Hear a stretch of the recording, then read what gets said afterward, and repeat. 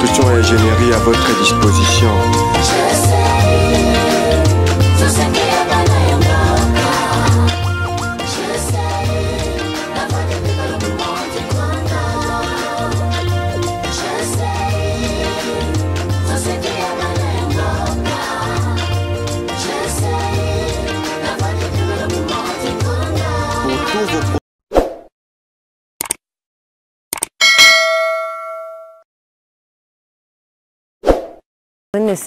Que vous alliez belé à Kolanda émission à bino construire sur Global Construction TV. Tout petit bino mbo tepe te souhaiter bino le bienvenu na mokola lelo tozwa mi bongo na commune ya Nsele na quartier Kinkole pour na kotel sana bino état d'avancement ya moko ya ba chantier ya Global Construction et Ingénierie ezali bongo lelo étape ya coulage ya béton ou ezali ko salema bokolanda yango au cours ya émission ya lelo.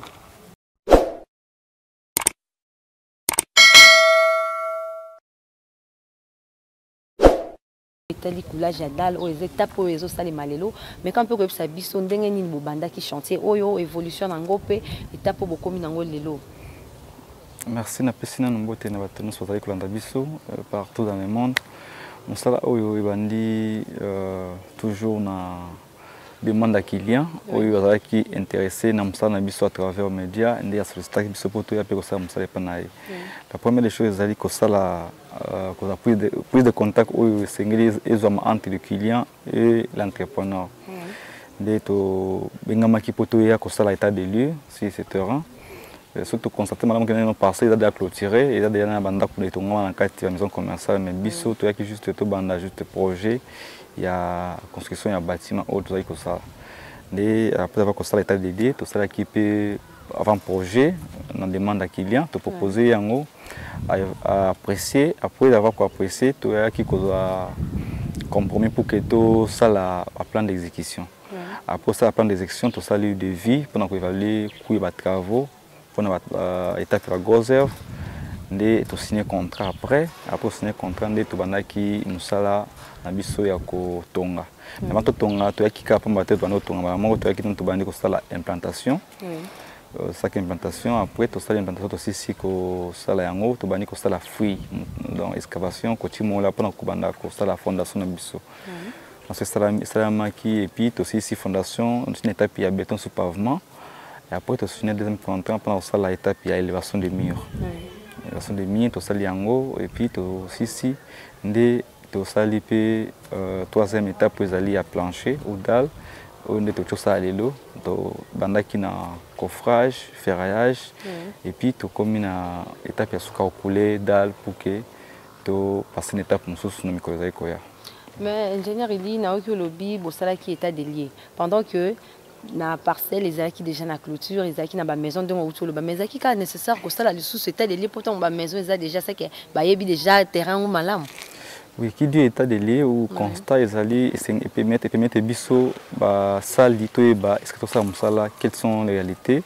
et tous les détails monsieur nécessaire. Si ils allaient nanda kuna kati kuna parcelle de ba clôturer déjà c'est bien mais ils allaient biso tout ça musala te biso une équipe qui est venue juste après tout ça musala construction en bâtiment. Ce qui a été auparavant au sama qui dans le début et cela a été fait par une autre équipe autre que biso. Mais biso est aux qui engagement tout ça musala wa et bon qui tous appelé nini tant ya koyeba musala malamu ko découvrir parcelle ngo eza la dimension nini réalité ni en face pour to yeba ko sala musala donc tous qui obligé à ko bana na état de laisser la première étape même si le pas on batonga dans ndako même si déjà tu vas dans la carte mais faut to yeba quelles sont les réalités à parcelle wana et pour que tout ça non seulement l'état parcelle il y a environnement site ni tout ça musala parce que net awa tout ça ainsi qu'à oyo maïzate tout ce moment je pense que à travers émission oyo non tout ce moment ils ont pour tout ça musala et non seulement ça nous allons pour tout comment ils vraiment tout sablonné et c'est que pour en tout cas il y a fait la attraction et puis que non bien que le pas on ezana na kati mais faut banda ko tonga ndenge nini na projet tout ça là faut tout répartir ba espace où tout tika par rapport à bâtiment tout tonga na ba bâtiment ko tonga ma plus tard donc il faut que tout tenir compte parce que on a ils a mettre biso to ba ko situer projet na biso plastique ko zala et puis ko dépendre na o de tonga ma liboso Voilà, mais dans en dehors, il y a un projet à construction comme ça là. Tous occupés de travail parce que Mir clôture c'est un moment qui est inachevé. Tout qui pour tout ça la paix une partie à Mir et on pense je pense que au moins la différence c'est avec clôture oyo. Les hommes suivants à Blue Kakala, batonga juste une partie pour construire ça oyo c'est ça m'a quitté. Aucun des ingénieurs il y a le but que ça l'état des liés ils dépendent de carte que terrain ils a la vide mais tape beaucoup de clôture ils allaient à table batongi maison mais beaucoup pour ça l'état des liés par exemple nesika tozali bango te bato basala ki clôture on a faut ba il quoi ba y ba chantier en wesa ndenge nini yango faut ba sala kaka état des liés c'est vraiment important et salé tout que le bibo banda qui implantation bo sali fondation peut les beaucoup une étape ya couler dalle. Maintenant, il y a une implantation, fondation, étape, nous sommes sali poto comme en étape à l'élo. Et zubino combien de temps? Bon, pour nous ça, sali déjà, ça peut être un délai au sali pour chacune étape. Il y a beaucoup de implantation à journée mon corps. On a eu que non pour na ndaku et ton gamin et sengeli pour l'implantation. Et à partir de l'implantation, on a ce qu'on banit que ça la fouille. On a continué mon là pour banda la fondation. Étape à fondation, c'est 3 semaines. Ici, fondation, c'est Kobanda, étape à fouille, il y a un niveau de béton sur pavement. Après que sa fondation, on a déjà une semaine, il y a 3 semaines, tu as signé le deuxième contrat. Après une semaine, il y a pause pour attaquer ou entamer l'étape de l'élévation des murs pour la maçonnerie. Il y a un autre comme ça. Donc, l'étape pour la maçonnerie, il y a 3 semaines aussi. Parce que tu as qui en haut, et puis aussi en haut, déjà, on a vraiment 3 semaines. Après, tu as signer des engagements. Le même jour, c'est l'élévation de mire. Et le lendemain, tu vas directement pour ça la coffrage pour le plancher. Coffrage, et ça va mis tu bêtis en haut, et puis tu bêtis dans coffrage escalier. Et il y a ferraillage pour le bendé et il y a installer l'électricité, encastrement, il y a courant dans la dalle. Et puis il y a plomberie pour insérer en fait pour encastrer la tuyauterie pour l'évacuation de maille sanitaire et ça l'a mis non seulement ça mis un délai il y a 1 semaine les lots ils allaient mukolo ya couler dalle parce que dalle avant couler ngo singeli bo si ça étape non seulement il y a coffrage ainsi de suite pour que au comme un moment où singeli dalle couler ngo de réunir les matériaux nécessaires tels que ciment, caillasse, sable, maille pour que tu couler dalle ne bande que soit qui awa basali musala wana avec une motivation pour que tous les résultats ils allaient vraiment malamu. Tu as aussi ce détail à durer à chaque étape de l'implantation, fondation jusqu'à une étape beaucoup mais en général. Banda qui implantation, si une étape au beaucoup le bosali combien de mois, zubino combien de mois? Oui, pour la durée par rapport à vos travaux, on a débuté à niveau de commune à Kokuledal et ça lit pratiquement 7 semaines. Aujourd'hui, 3 semaines il y a fondation et puis 3 semaines d'élévation de murs et puis 1 semaine il y a coffrage à niveau de Kokuledal au Tosali. Donc, vous avez 7 semaines. Donc, au résumé, que Tosali environ 2 mois. Donc, 7 semaines, c'est presque 2 mois déjà pour que tu comme une étape. Voilà un peu. Généralement, tu as que le bibo sali 2 mois dans ça ou sali comme on a banda qui implantation c'est une étape pour beaucoup mais 2 mois déjà vraiment qui est vraiment pour nous ça là ou sali les ébélés donc rapidité les alliés c'est biso secret na bino les anini comme on a bande comme bazo atteint ébélé mais ça là ou sali par rapport il y a contrat ba signé na client na bango aza satisfait comme on a bino 2 mois mais sali musala oyo il y a ébélé makasi koleka de le wana ou kana kina client.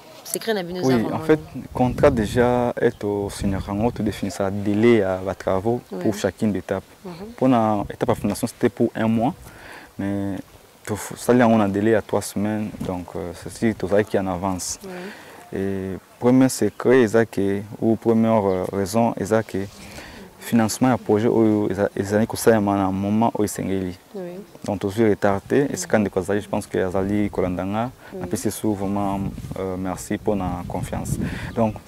financement ils allaient ça au moment opportun d'en sengeli retard exacté. Deuxièmement ils allaient organisation d'équipe. Moni tout ça une entreprise tout ça que ça la musala dans le domaine na biso sengeli to yo après ko organiser musata ça ça parce que ils allaient musala tout le monde ils musala équipe sengeli qui équipe on bazala eni ce qui équipe ils ont la même vision on travaille pour avoir un objectif donc sengeli qui est basé à eni pour musala et puis ça ils allaient vraiment qui est rapide au canisa entre biso donc yango on a monde qui est aux 8 ans embelleté rapidité parce que suivi pesali parce que les maçons ou les techniciens travaillent dans le monde ils abandonnés dans le chantier ils sont d'abord rémunérés et puis ils sont bien traités pour qu'ils fassent ça avec une motivation pour que tout le monde ait un résultat. Donc voilà, même ici quand on a comment presque une avance par rapport à délai pour ça qui est un contrat parce que le planning est déjà établi au départ que chaque étape tout ça na délai mais par rapport à la rapidité tout ça qu'on avancer mon étape pour tout c'est déjà dans il est comme ce qu'on a en retard parce que faut attendre ce que il y a à financer projet pour une étape pour continuer on toujours toujours na logique donc je suis que c'est mes alliés organisation et une bonne collaboration entre biso d'abord na client et puis entre biso entrepreneur na équipe qui travaille parce que vous allez battre et bien traité pour qu'il va fournir des résultats vous allez vraiment rentable. L'ingénieur a expliqué une bonne collaboration de cela qui que ba kokakosa musala na délai moko ya malamu secret zaka yangwana collaboration malamu bango na client na bango pe bango na ba ouvrier na bango nde cela que musala ekende kitoko boy. Ingénieur yebisa biso to lobi lelo eza kokule dal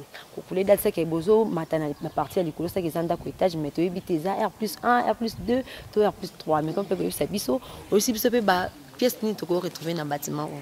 Oui, projet consiste au projet en étage, il y a étage moko, donc rez-de-chaussée plus un étage. La pièce que vous retrouvez dans le cadre d'abord on rez-de-chaussée et ça bâtiment moko duplex. Donc c'est pour une même famille, vous retrouvez dans C et puis même famille vous retrouvez du colo. Donc dans C vous allez dans séjour et puis salle à manger,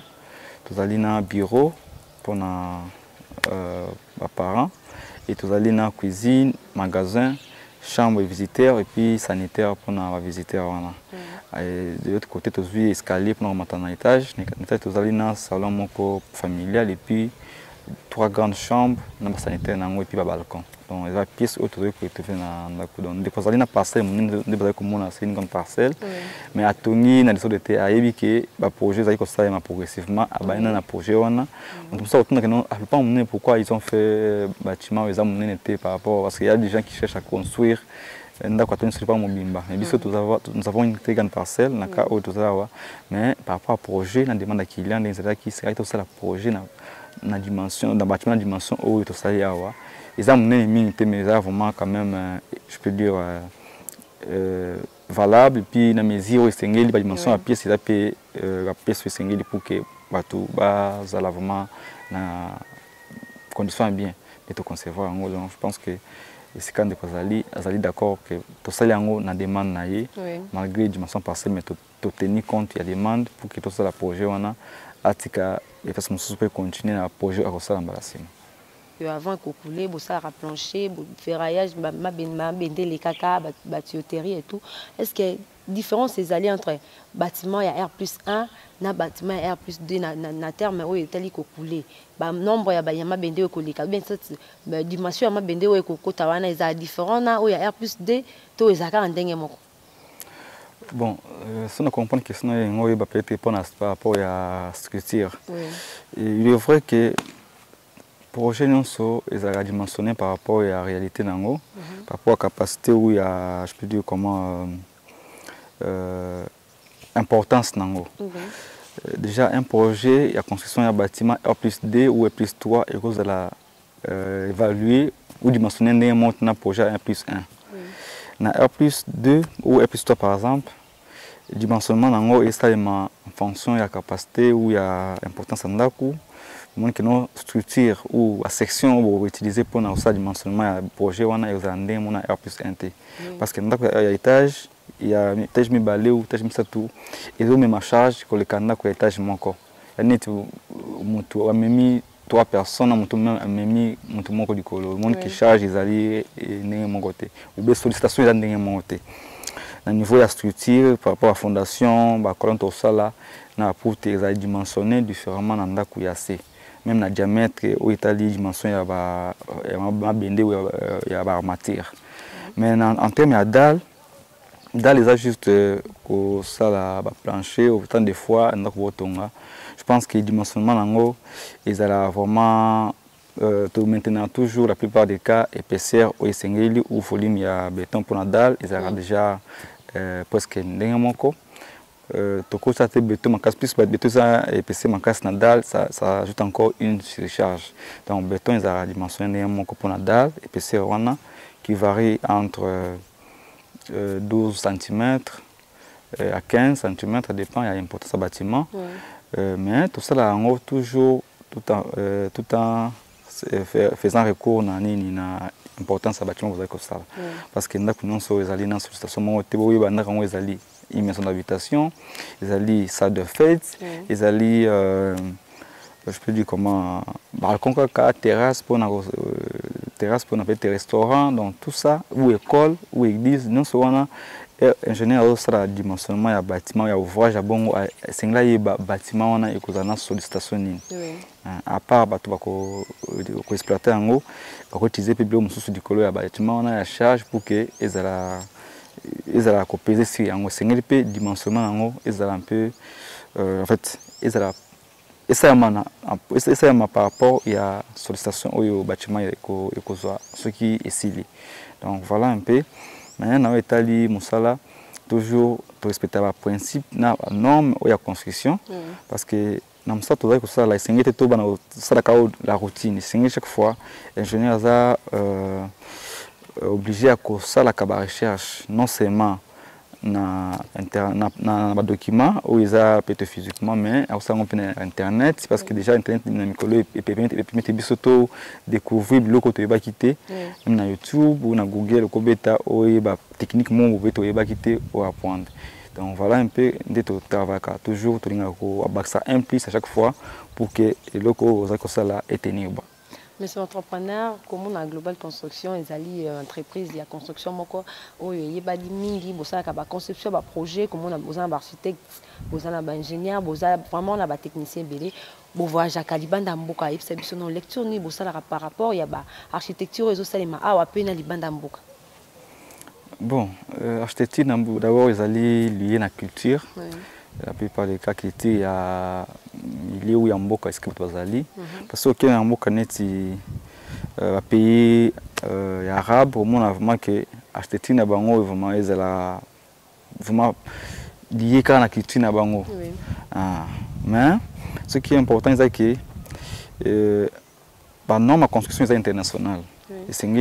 tout s'appuyer mis la norme construction. Mais architecture, ils ont les citoyens africains. Je pense que nous avons plus la plupart des cas de maisons où ils ont des toitures, mon corps forme où ils sont mais je peux mais toiture cachée et dépend de la milieu, dépend de pays à culture dans le Bawana. Mais c'est un peu biso. Étant donné que Malibana Mboka, tout le monde a comment Mboka Moussitongama, tout ça là vraiment organisation Mboka.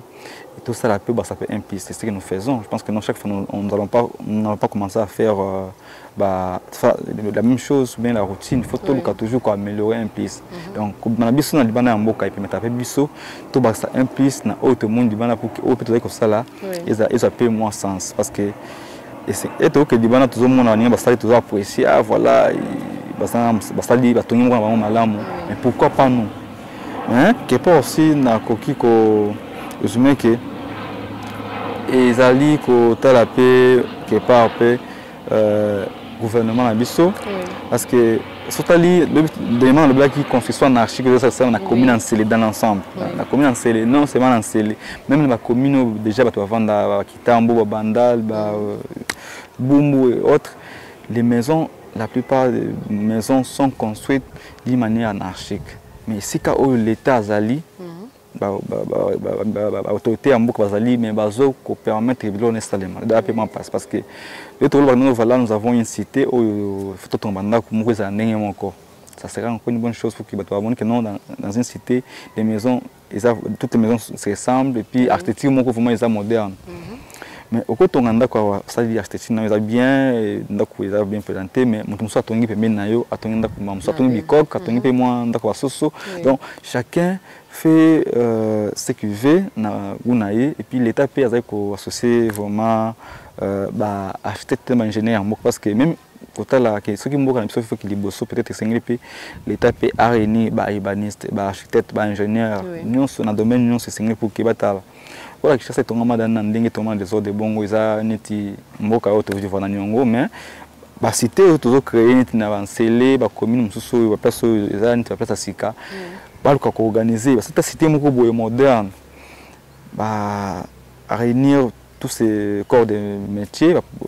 ingénieurs, architectes et autres, sali projet moko boye, au moins on aura une cité qui sera différente. Il y a où ils ont parce que Nakshasa on est au vent déjà Sotali, ils ont vraiment, je peux dire comment, na pour ça qu'on va on a Nakshasa tellement ba inondation, ba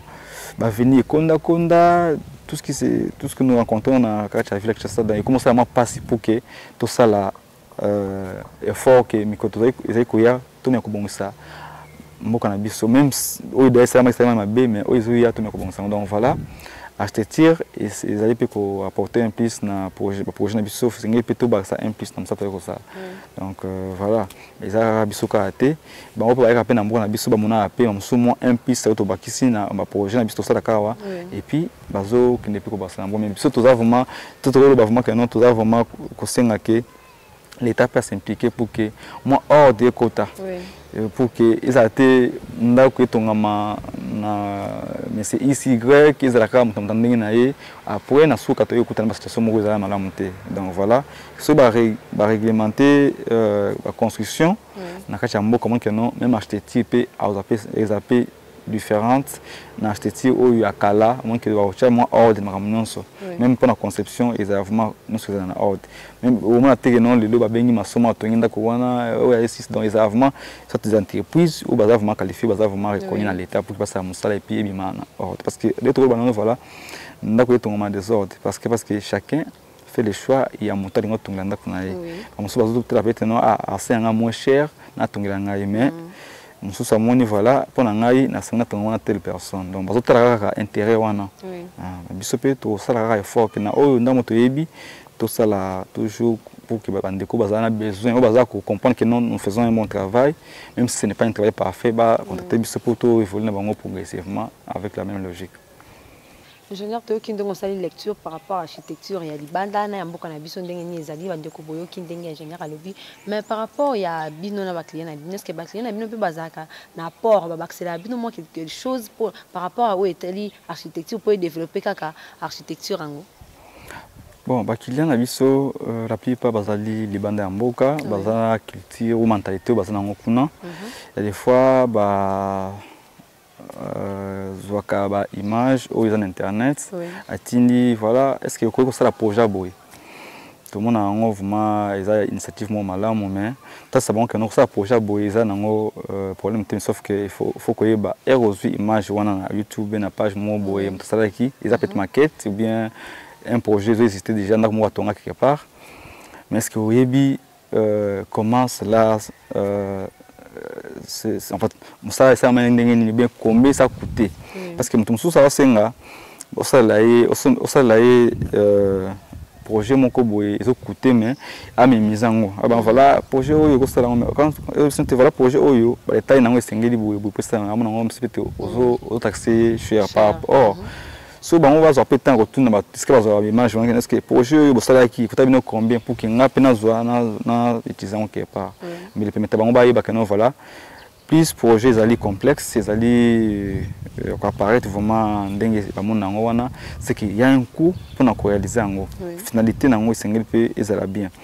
donc surtout ba ça fait un plus parce que déjà to ba que avant de faire le projet pour te concevoir projet ils a demande à client ils a choix na yego na vision na net ko zo to regarder en auto pesa en sens mais to dépendra pe mingi et na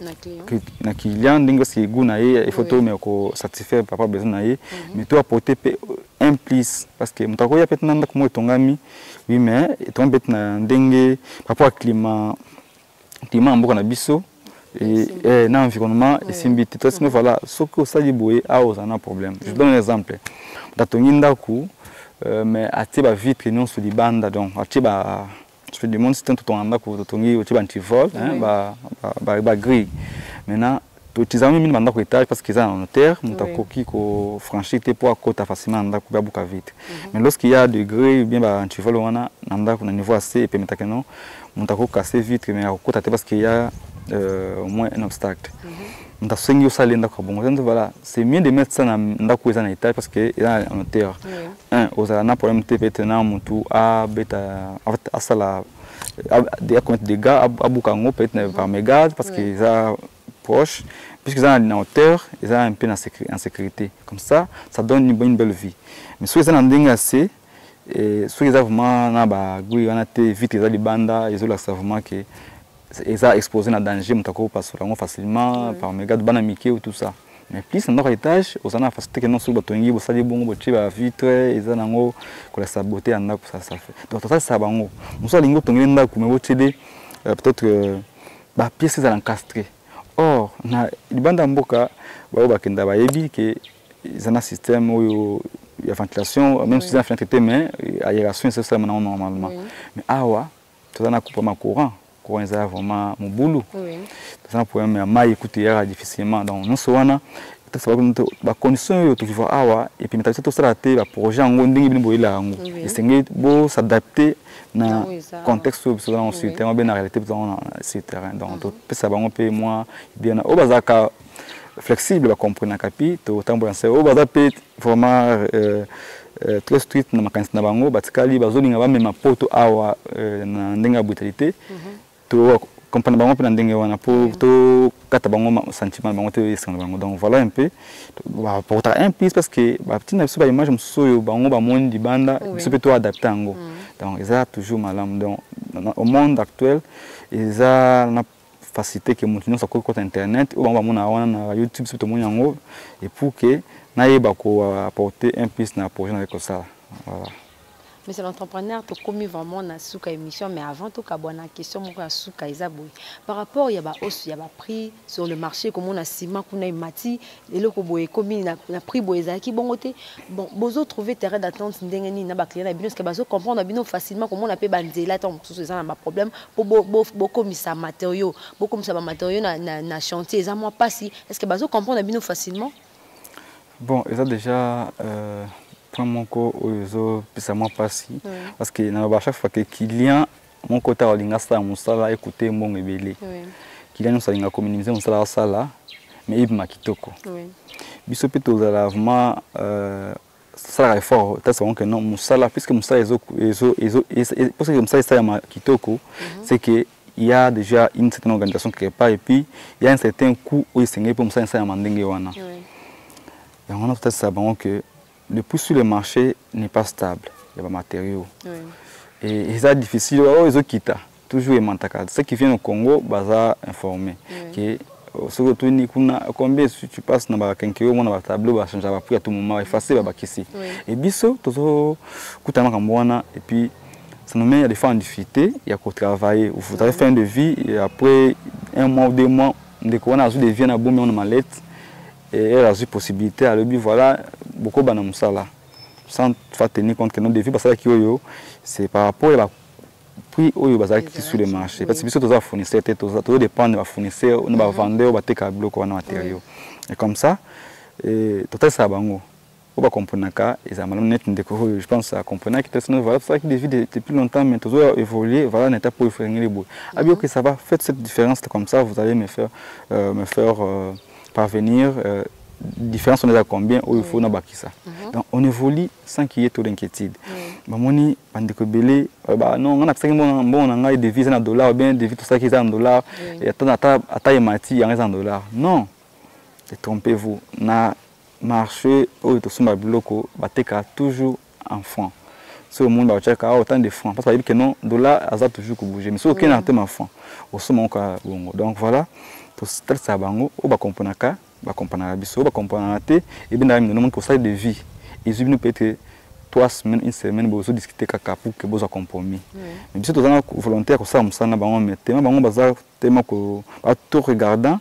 ba ota ba prix ba comparer ba prix ba comparer prix caractère ba comparer prix na qualité musala na nding je veux dire rendement ba comparer prix kaka non te prix na likolo ba musuze na c'est par exemple. Bon, certains disent ça, certains aussi bazo actuellement normalement par rapport ya ndenge toza ko sala musala mais biso to ko pekisa bango te eza analyse na bango ba ko sala na conclusion ko sala biso to sala oyo eza correct pour que toza vraiment na mabete omoni équipe mbesali musala wa le personnel basali ba bazali ba responsable de la famille na bango pe basali pour que ba futa na mabota na bango ba vivre mais ce qui aussi ndeko oyi na ye okule bete musala oyo basali wa après na soki ngo pesi non za 5000 francs 2000 francs donc non ils a même pas équivalent na musala wa sali donc on ça voilà biso peut dépendra na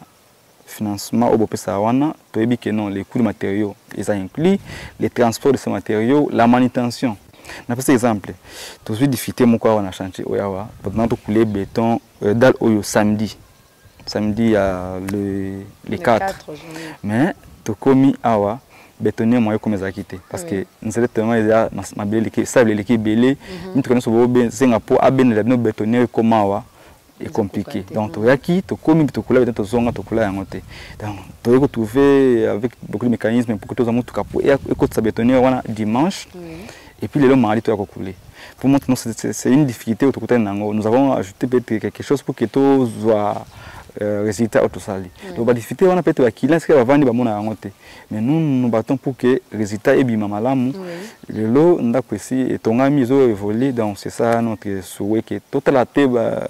oh ba puis oui parce que ce n'est pas nous qui vendons ces gens là ils achètent le matériel ou matériaux les bandes en boka eux ils ont importé et comme yawa na douane ba taxer bango ba prix mon côté là ba konzi wana soit des accords na misa mboka bango ba zui la part de Lyon ba taxer bango mbongo wana na lorsque ces investisseurs ba zui ya na biloka koteka na ba commerçants wana ba multiplie parce que bango kuna bazaki bazaki bango sikana kingo kwa pour bafuta donne ya mbongo ebele comme ça nous les petits peuples qui souffrons qui cherchons avec les petits moyens pour tout ça musala tout ça ba puis ils ont l'écolo mais tout ça qui tout on va foutre dans les belés et ils ont la facilité d'avoir les ciments ma matériaux ça là tout on a sans problème tout on a au moins net maïbu et bout famille le lobby codi va faire donc on a aussi peut-être na 3 4 mois finition non tout mais biso tout ça musala na bande biso bazana bande mboka qu'avec les moyens de bord bazana ngo un peu d'argent à ça du mois économie à bandi mais tout ça victime il y a hausse et appui on a mais tout ça qu'il faut pour que tout s'en sortir voilà ils a joué na l'interne ça là ce qui bloque les cher qui besoin content qu'il y a donc mais nous avons besoin pour que tout évolue parce que le projet belé peut tout ça d'abord des vies bande quoi ça nango mais à des vies na balusa à gauche à droite à même si c'est belé pour nous ça là mais tout que bon pétant parce que biso tout ça de vie et qu'ils a vraiment logique et tout le monde qui non vraiment yango estengeli ata au lobby 10 000 fois ceux qui tout le monde qui nous dans les bons to zonga cimenter parce que tout zonga ciment to nimi to on a la code au coup on dit tout ça les locaux yo estengeli na mongo na teme to bandi ko ça to signer engagement et to commencer là to za bloquer ou bien to sali n'importe quoi parce que moi ko quitter comme voilà vous avez fait un travail bâclé donc pour tout ça bien résultat où ils ont malamu estengeli vous avez des conditions où estengeli parce que nous n'avons pas seulement les matériaux nous avons beaucoup à faire, charge, tout ça, personnel, photo, en charge, matériaux, tout ce que nous avons comme contenu sur le terrain. Les clients aillent en côté. Il y a certains clients peut-être soit il y en a qui ont moins de 2-3 semaines, mais aillent battre bon bandaki. Tout par exemple, achat matériaux, il y a ceux-là qui pensent que non, si l'ingénieur fait les achats matériaux, à Koliambongo, à Koyiba, tout ça. Mais il y a certaines personnes, voilà, papa, ça devient un cher, ok, c'est pas mal. C'est des vies les matériels ou matériaux nous c'est des tailler na kati acheter des matériaux amène sur chantier nous on vient travailler comme ça on peut plutôt souffrir bon on souffre pas mais nous faisons des sacrifices à des fois où il y a des baratés des sacrifices pour que ça soit à un niveau comme avant voilà de toutes les façons tout ça toujours bon qu'on a bango malgré que bango nous sont la montée mais il y a ceux-là qui ont peut-être une certaine considération et puis compréhension à niveau que nous sommes en qui nous évoluer. C'est là où ça peut être cohésité. Avant au bien s'il vous plaît, zoatin kolanda ba émission de salaka autant ça na biso savoir faire na biso mouvement de travail collaboration neto travail kaso que monde que nous vraiment convaincu au bengi biso to kotambola ensemble puis to savoir le résultat au sengeli mais ceux qui ozana convaincu te au bengi biso ozakana ba doute net na benga te ata au bengi ceux qui ozwi ndeko moi personne information ne voilà nga tonga ndako na tel prix otanda on batonga kiti na mtebe wika pour parce que na kuma singa cher comme ça comment on peut savoir non mabulembo mais biso pe to tenir toujours ko ta savoir que non musana biso izali ko ça malamu et puis tozali toujours réglo et puis tozali correct na musana tozali ko ça pour que bino biso to tambole longo. Mais c'est l'entrepreneur qui a commis vraiment la souka, il s'est biso bandeko balandi biso le ba retenir nini par rapport il y a lelo étape pour ezaki ya poulage ya béton. Oui, merci parce que bazali ebelé chaque fois avec landa biso pambate bazali ko mona auto ko sala ezali ko intéresser bango. Na auto sali lelo ezali kaka demande client na biso to bandaki quelque part to ko kene bete ko na souka na mteme to zali toujours ko cheminer na bolingo na boyokani na détermination. Msala auto ko ça intéressé bino par la même occasion de Rastala qui pour bien abisso donc dans la média nous avons un numéro qui est affiché et puis nous avons une page Facebook YouTube où yoto salaka chaque fois que tu as la vidéo na photo auto salaka misana biso surtout na statut WhatsApp pour que mona évolution misana biso yoto salaka tous na chantier belé aux en cours mais tous avec la sabino ba vidéo na ba image ou ba émission nango ndam par rapport à temps auto avec aux apprendre ko sala yango mais sinon to les mater ko sabino mai to sala na chantier oyo chantier mususu mikozo ko ya pour que vous allez informer na musala to avec ça. Quant à moi je vous dis et je vous remercie tout mon ani balasima na ka de kaka ya musala na biso merci. Bozaki belé ya kolanda émission construire ya monkola lelo to komina suka merci mingi pour la confiance et fidélité au bozo continuer kope sana biso tozaki bongo na commune ya Nsele na quartier Kinkole et pas iwa plutôt wuti kotel sana bino misala o wuti ko salema monkola lelo ezali bongo coulage ya dal nde salemaki bomoni début nango déroulement pe kino suka nango bo continuer toujours kotala biso bo commenter page Facebook na biso Global Construction et Ingénierie pe bo tiki la biso ba message na bino to ko yambango maboko polele pona on est allé information beaucoup mais la biso na numéro où ils allaient afficher donc répondre à bino ngai na bino ndeto monani mbalasima au revoir. Global Construction et Ingénierie à votre disposition.